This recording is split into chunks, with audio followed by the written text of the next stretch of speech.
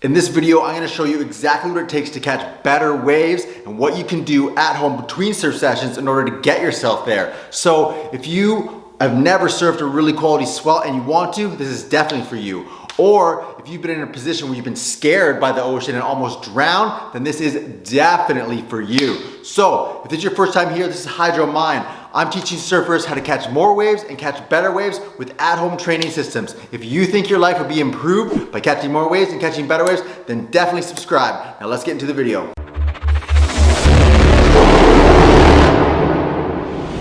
All right, so you want to get from a smaller wave to a bigger wave. Now, what we're going to talk about here is oxygen, because oxygen becomes at a premium once you start catching bigger waves, because you're going to be holding your breath longer, but you're also going to be holding your breath more often. So what you need to do is be able to get more oxygen in and make it last longer. So you got to be really efficient with your oxygen. So there's a lot of different ways to do that. So I'll kind of take you step by step. So exactly what it will take to get out past the break and to catch those waves and survive those heavy situations.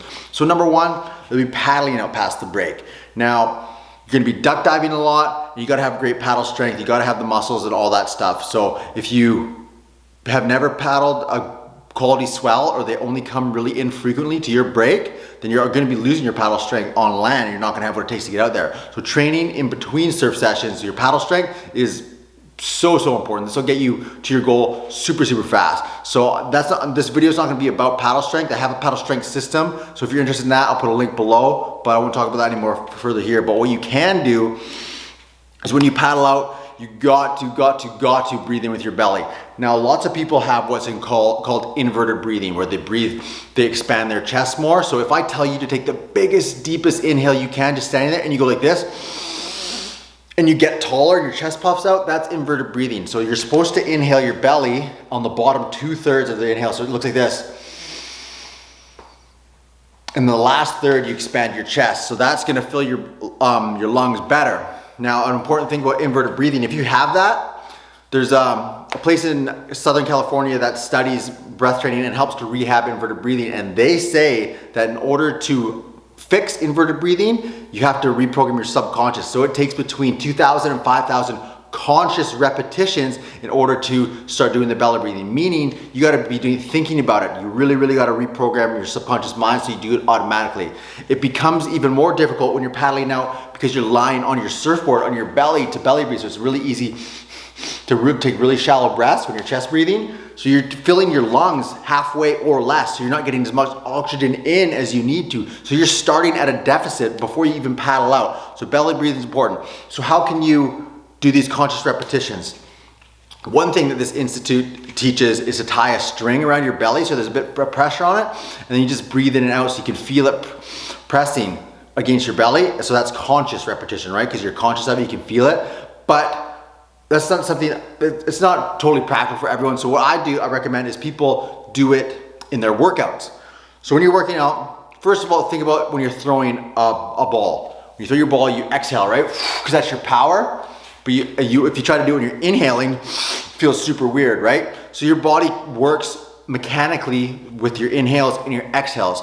So as a rule of thumb, if you're doing a workout like a squat, if you're getting smaller or you're moving in closer to your body, you exhale because you're squishing your diaphragm out. If you're getting taller or bigger, moving away from the fetal position, you expand bigger. So in your workouts, it can be done in any single workout you're doing. So for example, if you're doing a squat, you breathe, you go down, suck your belly button in, and expand it. So focus on linking your breath to your movements in your workouts and using your belly in and out. So that's conscious repetition. So you can get your reps in through your workouts, and then you reprogram your subconscious. So when you paddle out and you're lying on your belly, you won't have to think about it because it will be part of your subconscious now. It'll reprogram it so it doesn't become an issue.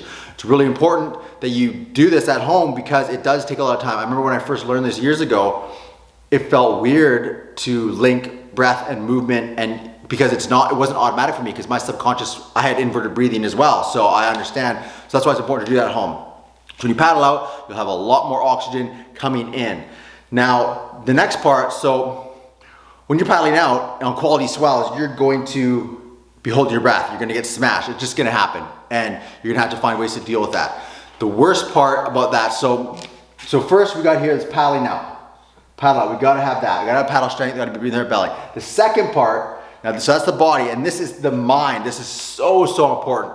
So if you panic, get scared, have emotions, it will cause to increase your heart rate, it'll release adrenaline, and it will burn your oxygen so fast. So I teach something here, what I call emotional intercept. So again, we go to our breath. So we have the emotions here. We gotta control those, because there's so much in the ocean we don't control. We gotta control everything we can. So think about it like this. So in all ancient cultures that teach meditation and yoga and all that stuff, to get into those deep meditative states, they focus on their breath. Just focus on one thing, so it's like singularity of focus, because when you're only thinking of one thing, everything starts to get chopped away. So like if you focus on your breath, inhale, exhale, the bills you gotta pay start disappearing, your jobs start disappearing, your worries start disappearing, and then your physical sensations start to disappear too, right? In meditation, when you drop in and all that goes away, they call it the 0 point field, because there's 0 points of reference to actually being who you are in this world, because you don't feel your butt on the ground, you don't feel your emotions, you don't feel your priorities in the real world, and you eventually, when you focus so much on your breath, it'll become automatic, and you won't be focused on that. That's what the 0 point field is. So you drop into this zone. But for surfing, we're not gonna get to a 0 point field, because we're still gonna have to have some situational awareness. We're gonna have to be making decisions, but we wanna drop down as low as we can. So we wanna focus on our breath, chop as much stuff away as we can, and only focus on what we need to. So when you are paddling out and you're caught inside, you're not out past the break, and you see a big wall coming at you, the first thing you gotta do is go to your breath. So, and that's what I mean by emotional intercept. So instead of thinking, oh no, what's gonna happen? I shouldn't be here. All those crazy thoughts, right? Those are gonna start the panic, start the emotions, start that negative spiral downwards of high heart rate, negative emotions, adrenaline. And then if you hold your breath in that state, you'll pop up so depleted. And then if you have another hold down, you're just smoked. You're not gonna get out there. You're gonna have a negative experience. It's gonna carry over and over and over until your next experience, or you might never wanna paddle out again. So what you wanna do is instantly go to your breath. So it's like a meditation, kind of an active meditation. So you wanna focus on your belly breaths again, and then, so you take big deep belly inhales in through your nose. So it goes like this. So you're paddling out, there's a big wave coming. The very first thing you do is just focus on your breath. Don't think about what you're gonna do. Calm it, come into yourself. The second thing is, if you're caught inside and there's a chance you might be able to make it, you gotta decide whether you're gonna go for it or you're gonna stay. So if you're gonna stay, don't paddle at all, save it. Just get ready, and then when the wave comes to you, if it's a big wall of white water, no chance you're gonna duck dive it. So try a turtle roll and hold on, because you have a less chance of being separated from your board with a turtle roll. Hopefully that energy will pass over you. And even if it doesn't, if the board gets ripped out, it's safely away from you. Whereas if you're duck diving and you get smashed, the board can hit you, you get ugly. So just try a turtle roll if you're not gonna make it. If you think you can make it past the break, never sprint. You wanna keep a steady tempo with long strokes. So if you look at me, if you're just traveling and paddling to save your energy and your spine is staying neutral and your shoulders don't rock, that's a travel stroke. But for getting out past the break, if you can get past that set that's about to hit you, you start to twist your shoulders and reach longer, but keep a steady tempo, but never full effort, like 75%, but you just take longer, deeper strokes, belly breaths. That way, if you don't make it, you aren't depleted and you're able to stay calmer and hold your breath. So that's really important. That's what emotional intercept is. So it's going to your breath and then focusing on your breath as that's all coming. So that is huge, because then you won't trigger that fear.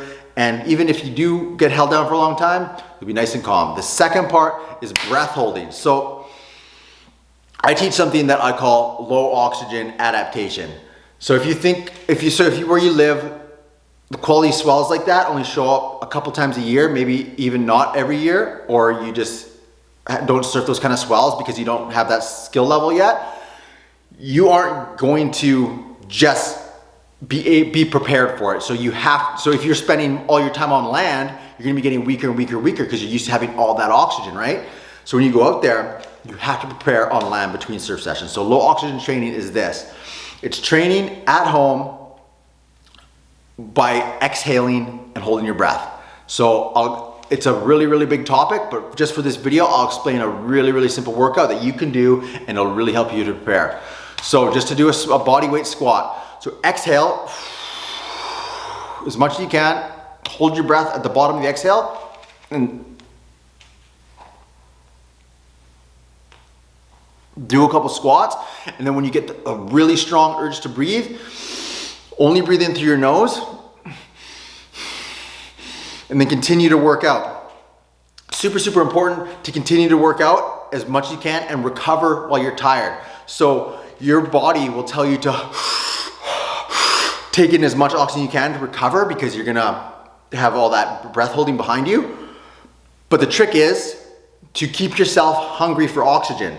So your body's gonna say, inhale as much as possible, get as much oxygen as you can. But if you breathe in through your nose, it takes a bit of discipline, but like I said, you'll stay hungry for oxygen. So that forces your body to adapt. So you'll start adapting really, really fast if you do it that way. And that's just with a squat. That can be done doing walking. So just walking, hold your breath as long as you can, count your steps, and then when you take your inhale, only nose breathe, so you keep yourself hungry for oxygen. And if you think about this, it can be done for every single workout, lifting weights, like squats, like I showed you, paddle strength workouts, everything. So if you add this into your life, you'll be on the positive side of adaptation, because you, like I said before, you adapt to being on land, you adapt to sitting on the couch, to watching TV, to sitting in traffic, to being in the office, all that stuff. So if you, that's the negative, the dark side of adaptation. But if you're constantly doing low oxygen training, here's the best part. So the adaptations, your body literally starts to change. So when your body's so smart. So when you change its environment, it starts to change itself. So if your body's like, wow, we're really low on oxygen all the time, your body starts to produce more red blood cells. So your body will have a higher oxygen carrying capacity. So you can carry more oxygen in your body at one time. And that's huge for oxygen efficiency. But you'll also increase your lung capacity, so you can take more oxygen. You'll increase the strength of your heart, so you can distribute that oxygen a lot better. And a really, really important part, so there's two gases that are really, really important for breath holding. So there's oxygen, which will be low on, and there's CO2, which will be really, really high. So you have tolerances to each of these. So having a tolerance to low oxygen, that will allow you to hold your breath longer. So you'll build that through low oxygen training, because your body adapts. But you'll also adapt to high CO2, which is so, so important. So in a breath hold, there's three main stages. So if you look, this is like a bar graph, and it represents time. So let's say this is holding your breath at 0 seconds, and this is max when you pass out. So there's the first third, so it's called the rule of thirds. The first third is there's no urge to breathe. You feel fine. You're just good, right? The second one, you start to get a medium to strong urge to breathe. And then at this point, between 2 and 3, you'll start getting what are called diaphragmatic contractions. So your body will unconsciously be trying to force you to breathe. So it looks, if you've never seen it or heard it, it sounds like this. And you'll get convulsions in your back a little bit, and you'll get convulsions in your diaphragm. So that's the unconscious side of breathing. So if you've never ever felt this before, on CO2, I'll cover CO2. So if you try to do a max breath hold and you have really, really low tolerance to CO2, so your body wants to expel CO2. So high CO2 is what gives you the urge to breathe, that feeling like I really need to breathe. Whereas low oxygen makes you black out. So increasing your tolerance to CO2 will get you to this point. If you have a low tolerance, you won't be able to reach that point. You won't even get to feel what a diaphragmatic contraction is, because that urge to breathe will be so strong around here that you'll just have to start breathing there, and you'll never get there. So what my point is, you got to improve your tolerances to both those gases in order to really realize your potential as a breath holder. The second point is you have to have familiarity with your breath hold. Because if you have never tried a max breath hold on dry land, and the first time you feel contractions are in the water, that's gonna trigger fear, and you're gonna miss this last third of your breath hold time. Because once the contractions start, you still have a whole third of breath hold. And if you practice and you know that, even if you get the contractions and even you get a really, really strong urge to breathe, you still have confidence knowing you have a little bit more time left. So for breath hold training, Dry breath hold training, just like sitting and holding your breath, doesn't work for this because and a lot of the breath holding practices come from freedivers where they slow their heart rate, get as calm as they can and still as they can and see how long they can hold their breath. That doesn't transfer over well to surfing because surfing, you're gonna have, your heart's gonna be pounding, you're gonna have adrenaline, you're gonna be paddling, you're forced to hold your breath under stress is my point. So I teach what I call stressed breath holding. There's 3 different kinds of stress. There's mental stress, physical stress, and environmental stress. So mental stress is the thoughts you have in your mind. So you have to be able to control those, but you have to simulate that too. That's really, really easy because if you practice like a breath exhaled squat, the very first thing is your nervous system just boom, fires up and you get that fear response. It's so automatic because it's just part of our physiology. So that's easy to simulate. The second one is physical stress. So that's what the squat is, holding your breath while working out. That's the physical stressor. And the third one is environmental. So the best way to do this is to hold your breath when you're off balance. So gravity is the environment, right? So there's temperatures you can do too. So you can hold your breath in a cold shower, super, super hard. Hold your breath in the heat, which is not as hard, but still it fits in that category. But my point is, gravity is the easiest one and it's so hard. Holding your breath while you're trying to balance it cuts your oxygen like almost down to like 25%, 75%. So you have 25% of your max. So practice holding your breath, doing all these different things. So a good way to practice holding your breath while holding your balance is to rest your knees on top of an exercise ball and see how long you can balance there while holding your breath. Super, super good for you. And that will carry you through this. So it'll extend your breath hold time, but it'll help to build the third tolerance that nobody talks about, and that's your pain tolerance. Because this becomes uncomfortable, this becomes painful, so you gotta be able to sit with the pain in order to reach your potential as a surfer, or as a breath holder, as a surfer, to catch these better swells. So that's how you practice breath holding. So you don't do it the freediver way where you stay calm, you do it under stress. And you do it as often as possible, even daily. So let's just say you only did 1 workout ever. Do the breath hold squats or do the breath hold walks and hold it as long as you can without passing out within reason, because breath holding can be dangerous. You could pass out, right? So this is gonna build all that. It's gonna build your tolerances to gases. It's gonna build your tolerances to pain. And that's the big one. That's the big one. So that's gonna get you there. So as you can see, it's simple. Like almost stupidly simple, but it's not easy because you gotta stay committed. To mention again, the adaptations, so you wanna stay on the good side of adaptations, so you have to be consistent. With breath training, doing it once a week isn't enough. Doing it 5 days a week is ideal, doing it every day is best. So if you're watching this video right now, I have my full breath training system. It's all of this stuff. It's the pain tolerances, it's the low oxygen training, follow along workouts, breath training for anxiety, the paddle gears, the cotton side protocol. There's so much stuff in there that's surf specific breath training. So if you're watching this video right now, I'm gonna be giving a free trial of it so you can test drive the whole system, and only after you get the results that I promise you'll get do I ask for an investment on your side. And if you don't like it, you can just send me 1 message, you don't have to pay anything. So that's what I offer. And if you're watching this video later, you can still buy it for full price or whatever. But for now, the free trial is going on this week.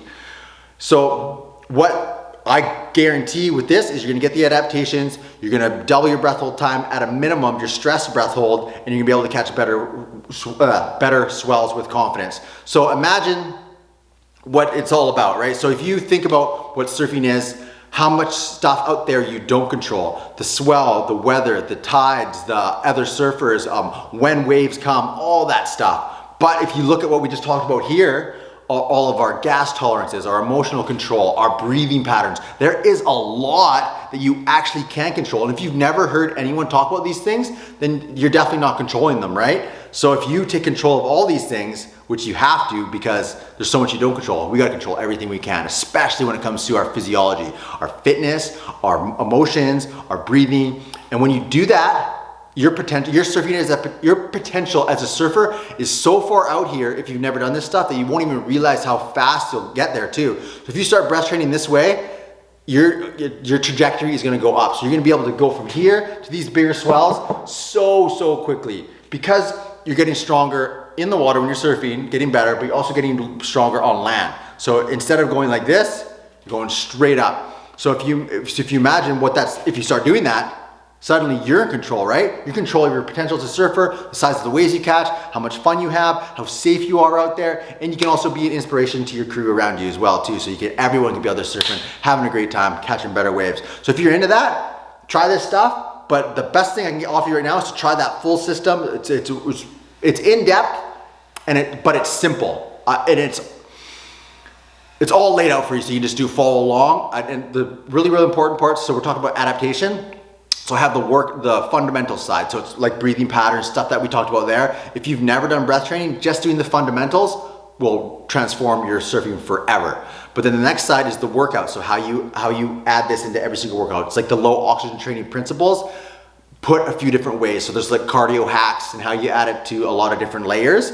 And the third one, and this one is something that will really transform you. It's something I call lifestyle training. So it's how you add breath training into what I call transitional time. So it's like when you're walking through the parking lot to the grocery store, when you're sitting on the couch, when you're in the shower, how you can constantly be putting yourself in a low oxygen state during these times so your adaptation is through the roof. And that's really going to be the ticket to catching bigger waves. So I hope all this stuff made sense. I try to make it as simple as I can. And like I said, this path is so reliable because our bodies are built to breathe. We have all the plumbing for it, all the mechanics for it, and your body naturally wants to go to the most optimal state. So when you do the right things, your body just clicks right away. So breath training works on everyone, and it works really fast, especially if you've never done it before. So if you're into it, there'll be a link around here so you can get a free trial of my full system, or you can just do the stuff that I explained here. But I recommend the system because it's got everything.